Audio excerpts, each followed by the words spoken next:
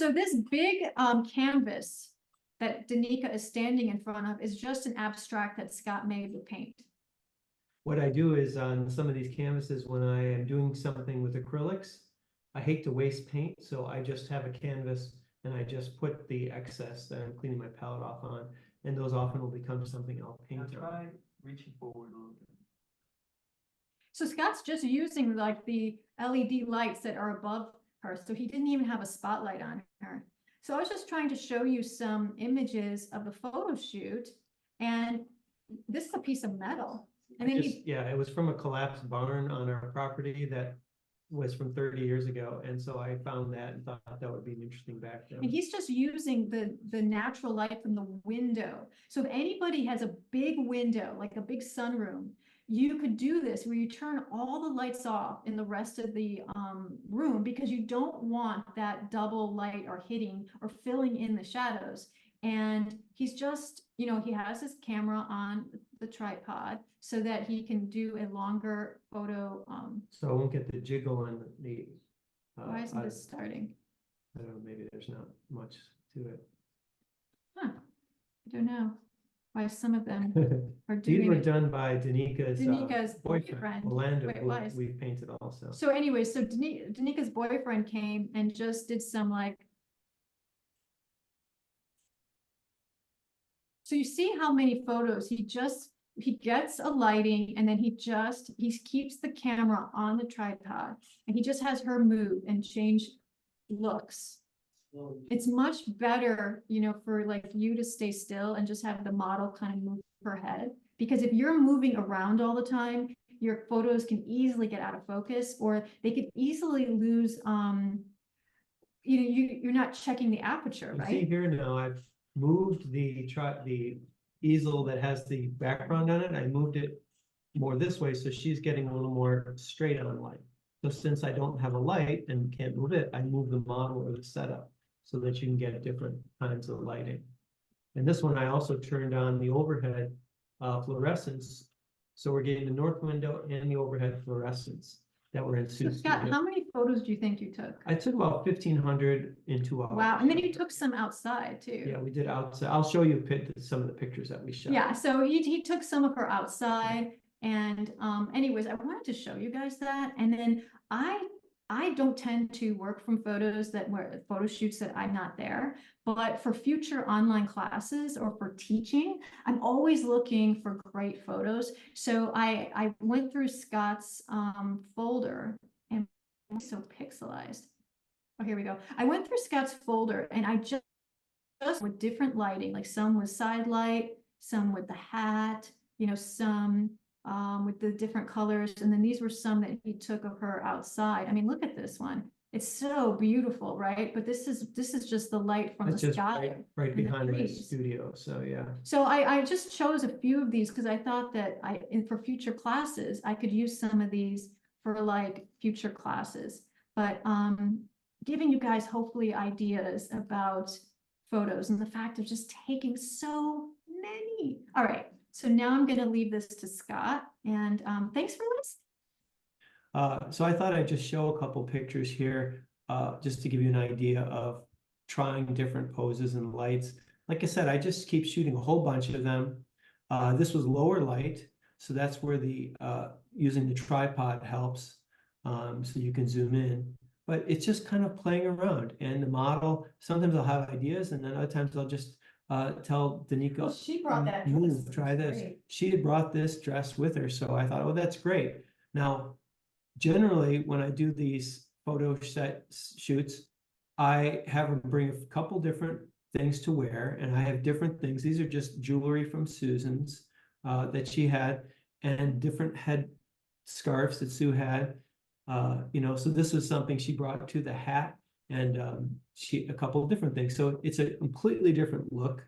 And you just have to experiment and keep trying things. Try this, try that. Some pictures, even as you're taking, you think, oh, this isn't that great, but you try them, and then sometimes you look at them later and they end up to be actually ones that you really like. So like this here is with the lighting, this is the ones that are just right from the side. So it's coming right from Susan's north windows, right from the side. So that's see how even with a hat on, she's getting, her eyes are lit up. She has a highlight in this side. And so this is the kind of lighting that if I was doing a portrait commission, I would suggest.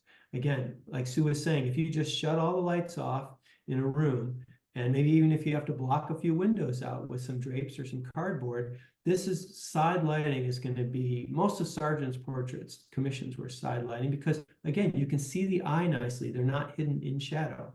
Now the hidden in shadow is great for some things when you're doing dramatic stuff, but if you're doing portrait commissions or stuff, you're usually going to want more of a side light. And it depends on the person too. For some people, side light doesn't look as good. Overhead looks good. So you can see those first ones I did the overhead lighting. And then this is outside, just behind my studio. We just took a really quick bunch of different ones with some leaves. We zoom in here so you can see a little bit on her face and stuff. This is the scarf of Susan's, and you can see the, you know, the detail and stuff. So I just thought it would be a fun one to try. 18 by 24. And yeah, it just stopped me if, what I did is I actually photographed this. I had my camera on a tripod from the side, like, and then it took a picture every minute. And so I've got a whole bunch of the pictures, but I just selected a few. So here I'm just sketching it out with a little bit of yellowish or yellow ochre or something. And I put these gloves on because I've started using them when I use those rubber tools to block things in because it gets so messy on my hands. Normally I'm not very messy, but holding those rubber tools. So you can see how I'm just vaguely, oh, and I straightened this out in Photoshop. So I've showed that in some other videos for photographing paintings. Even though I shot it from the side, you get distortion. I used the perspective crop tool and then the resizing. So I won't try and go over that here, but that just gives you an idea of how I straightened this out as I photographed it. So this is kind of where the sketch was. I started out and then I started blocking in, and you can see here how what I'm blocking this in here with is just one of those silicone rubber tools that you've seen me use in various different things. I think this is called Catalyst, and you can get them at any art store. They're originally used for cleaning bowls, like for cooking and stuff, for baking. All right, so now here I'm just blocking in the big shapes. Here you can see the rubber tool, the Catalyst rubber tool here. So here you can see there's the rubber tool as well, and I'm just blocking it, kind of using it as a palette knife to just block in big shapes. And it's fun. Blocking in is my favorite part. Yeah, this surface was a gesso, like a cradle panel, on a wood panel that's on a little like frame on the back, cradle board they call it, and it was extremely slick. I've not worked on one that smooth. It was almost like working on glass, and but it makes it easy to push the paint around. All right, so you can see here I'm still just blocking it in as big shapes and thick stuff. I'm not really worried about the edges or anything at this point, just trying to get the values and the shapes right. Okay, so then once I go to this next one, you can see here I've started to soften. This here is if you see here now, I've softened things out from my initial block in. So I've just taken a like you've seen in some of the demos, if you've seen some of the demos that we put in, where I'll take the softer brush and I just start to mush things together and soften certain areas, and I start refining and all. So it's like I start with that big, and sometimes you leave the big paint and you see all these shapes. I can almost stop at different stages, and this would still be a fun painting. So, and that's kind of the difficulty, is deciding when to stop. That's another one of those rubber tools. It's just more of kind of with a handle on it. And so here you can see the face a little more in detail, and some of the playing around with the background. And I decided to put this outline in. So this is showing you all the darks have gone in this picture. I had one that I shot a little lighter, but it would be nice to show you how to adjust this. Now the lights have gotten kind of off the edge here, so you can bring these back. So this is plotting all the values they called this a histogram. So you can see they're all stacked up towards the dark here. So as I move this in, it's making our whitest white white. If you go too far in, you see all the lights become blown out. So we'll go maybe there, and then you can adjust this middle part back and forth, okay? So that kind of is one of your simpler things that you do. And then we showed the hue saturation. So I already showed you how to do the thing with the highlights and shadows. Let me show you what I generally would do. Now, I generally put these in layers. So that's one of those layers things that you'd open up, and I duplicate the layer.